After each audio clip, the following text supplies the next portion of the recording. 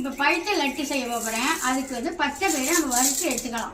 இங்கே பாருங்கள், பச்சை பயிரை, நாட்டு பச்சை பயிறு எப்படி குட்டி குட்டி குட்டியாக இருக்குது பார்த்தீங்களா? நாட்டு பச்சை பயிறு நீங்கள் கேட்டு வாங்கினீங்கன்னா இது மாதிரி குட்டி குட்டியாக இருக்கும். அதுலேயே நமக்கு தெரிஞ்சு போயிடும் இது நாட்டு பச்சை பயிரா கம்பெனி பயிரா. கம்பெனி பயிர்னா நல்லா முழிச்சுக்கிட்டு பச்சை பச்சைன்னு இருக்கும், நல்லா பெருசு பெருசாக இருக்கும்.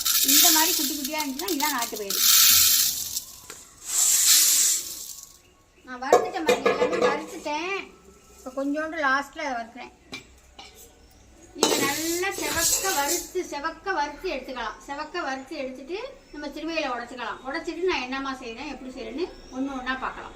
இப்போ பயிர் வறுத்தமா நல்லா ஆற வச்சு இப்போ பயிரை உடச்சிடலாம். திருவையில் உடச்சி எடுத்தோம்னா இந்த மாதிரி இருக்கும். இதை புடச்சி எடுத்துக்கிட்டு அப்புறமா நான் என்ன செய்கிறேன்னு காட்டுறேன்.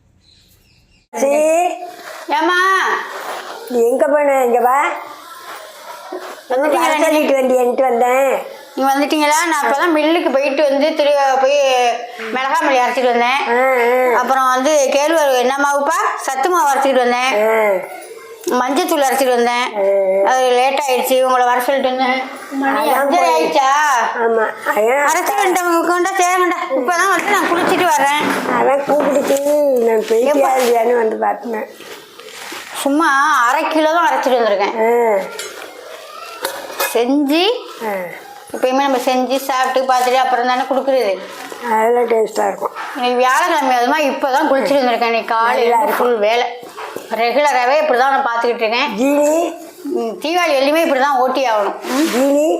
ஜீனி நம்ம இதில் அரைச்சிக்குவோம், மிக்சியில் அடிச்சுக்குவோம். கொடுக்குற மாவுன்னா இதில் மிஷின் திருவையிலே அரைச்சிட்டு வந்தாலும் பார்த்தா இது கொஞ்சம் தானே. அது இவ்வளோ ஜீனியை போட்டு அவர் எங்கள் திருவையில் அரைக்க மாட்டார். இதுவே அரைக்க முடியாது, என்னன்னு மல்லு கட்டி நான் அரைச்சி வாங்கிட்டு கொஞ்சமாக இருக்குன்னு. அதனால நம்ம ரெடி பண்ணி பார்த்துக்கிட்டு சாப்பிட்டு பார்த்துட்டு இந்த மாவும் ஜீனியும் கலந்து வைக்கலாமா இல்லை தனித்தனியாக வச்சு நம்ம பார்சல் போடையில சேர்த்து போடலாமா ஜீனியும் மாவையும் அப்படின்னு கேட்கறதுக்காக தான் உங்களை வர சொன்னேன். அது என்ன பண்ணுறீங்கன்னா, அவங்க உடனே செய்கிற மாதிரி இருந்தால் நீங்கள் கலந்தே கொடுத்துடலாம். இல்லைன்னு சொன்னால் ஒரு சின்ன பேக்கெட்டில் பவுடரை போட்டு ஜீனி பவுடரை போட்டு இந்த மாவை ஒரு பாக்கெட்டில் போட்டு அது உள்ளே அந்த பாக்கெட்டை போட்டு அப்படியே பேக்கிங் பண்ணி கொடுத்துருங்க.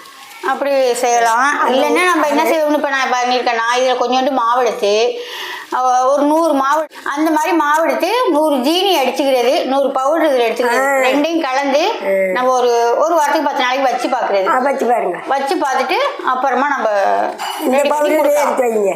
ஆமாம், இந்த இதுலேயே கொஞ்சோண்டு எடுத்து வைங்க.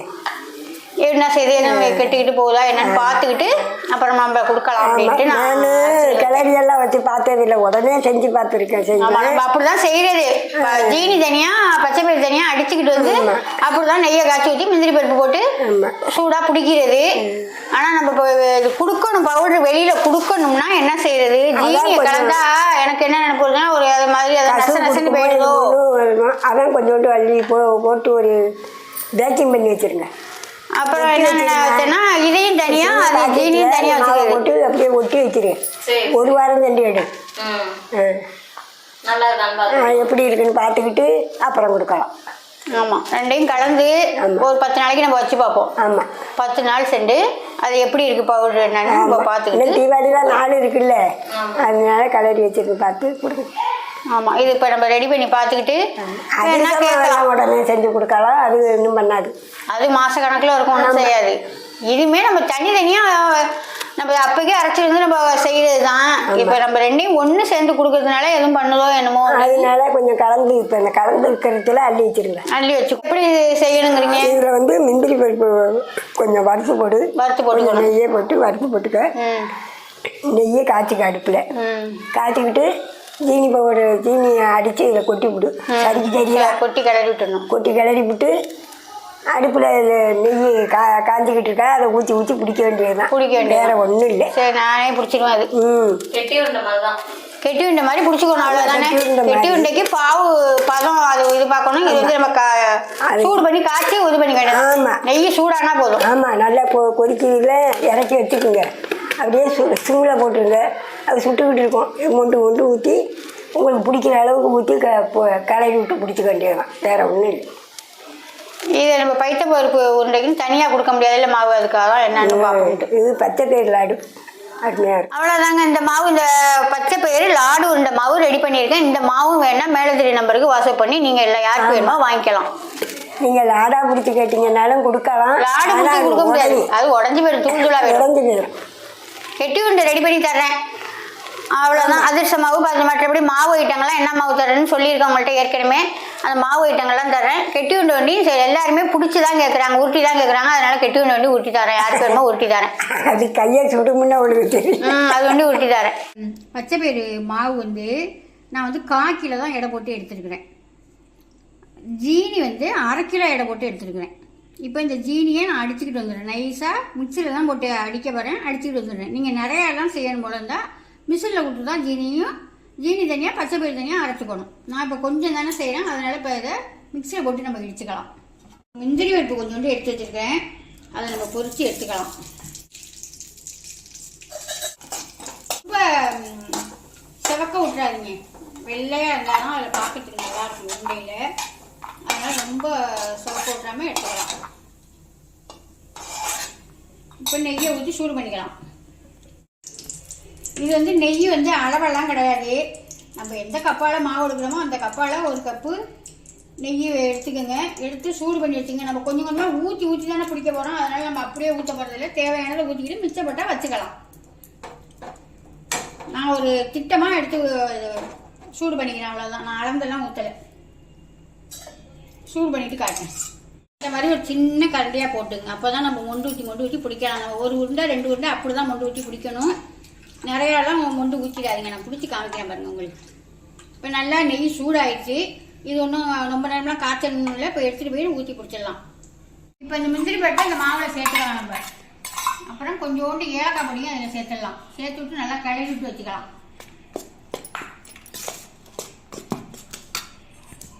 இந்த ஜீனி அடித்து வச்சுருக்கோமா, இந்த ஜீனியை இதில் சேர்த்துடலாம்.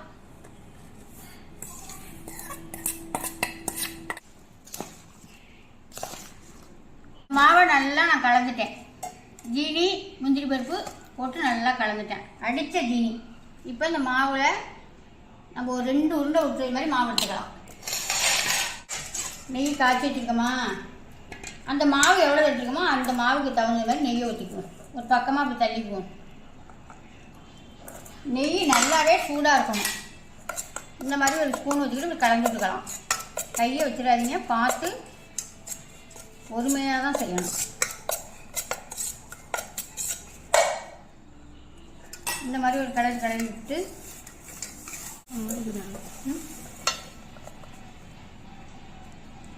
நல்லா இறுக்கி பிடிக்க வேண்டியதுதான். இது வந்து கெட்டி உருண்டை மாதிரிலாம் அழுத்தமாக இருக்காது, திங்கிறதுக்கு நல்ல ஒரு டேஸ்ட்டாக நல்லா இருக்கும். ஏன்னா அந்த நெய் சேர்க்குறோம்ல, அதனால.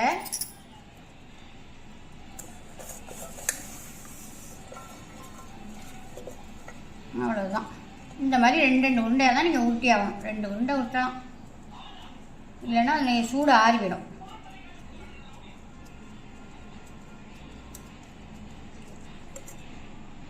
சூப்பராக ஊட்டிருக்கேனா? அப்போ எல்லாத்தையும் நான் உருட்டிக்கிட்டு காட்டுறேன் உங்களுக்கு. அவ்வளோதான், சூப்பராக பச்சை பயிறு லாடு உருட்டியாச்சு. அருமையாகவே வந்து அம்மாவை கூப்பிட்டு நான் உருட்டுவோம்னு. அம்மா நேரத்துலேயே வந்துட்டாங்க. நான் மில்லுக்கு போயிட்டு கொஞ்சம் லேட்டாக வந்தால் அதனால் எப்படின்மான்னு சொல்லி கொடுத்துருப்பாங்கன்னா அவங்க சொல்லி கொடுத்துட்டு போயிட்டாங்க. நான் உருட்டிட்டேன், அந்த மாதிரியே உருட்டிட்டேன். அவங்க சொல்லி கொடுத்த மாதிரியே சூப்பராகவே உருட்டிட்டேன். அருமையாக வந்திருக்கு. சாப்பிட்றதுக்கும் அவ்வளோ ஒரு டேஸ்ட்டாக நல்லா இருக்குது. இது வந்து நான் செஞ்சது மாதிரியே பார்த்து நீங்கள் செஞ்சுக்கலாம். தீபாவளிக்கு செஞ்சுக்கலாம். நான் பிள்ளைங்க எடுத்து சாப்பிட ஒரு ஸ்பூன் போட்டு ஒரு உருண்டை போட்டு ஒரு ஸ்பூன் போட்டு கொடுத்தீங்கன்னா, ஏன்னா இது உதிர்ந்து கொட்டும், அதனால் சூப்பராக சாப்பிடுவாங்க. இப்போ நான் என்ன செஞ்சுருக்கேன்னா, உங்களுக்கெல்லாம் தர்றதுக்காக இந்த மாவு ரெடி பண்ணி தரலாம்னு இந்த மாவையே எடுத்து நாங்கள் ஒரு 4 ஸ்பூனுக்கிட்ட எடுத்து ஒரு டப்பாவில் போட்டு மூடி வச்சிடுறேன். இப்போ இதை மூடி வச்சு நம்ம ஒரு 10 நாள் சென்று பார்க்கலாம். ஏன்னா இந்த ஜீனியும் இந்த மாவும் சேர்ந்ததுனால எதுவும் நசப்பு கொடுக்குதா, இல்லை எதுவும் பிசு பிசுன்னு இருக்கா என்னன்னு பார்க்கலாம். இந்த மாதிரியே நமக்கு உதிரியாகவே இருந்ததுன்னா நான் உங்களுக்கும் எல்லாருக்கும் ரெடி பண்ணி தர்றேன். அவ்வளோ, அதுக்காக அந்த மாவு நான் இப்போ எடுத்து வச்சுருக்கிறேன். இப்போ இதை வச்சிடலாமா? ஒரு டப்பா மூடியை போட்டு மூடி இது 10 நாள் சென்று பார்க்கலாம். அப்புறம் வந்து நம்ம தீபாவளிக்கு தான் என்னென்ன மாவெல்லாம் தர்றேன்னு சொல்லியிருக்கேன்.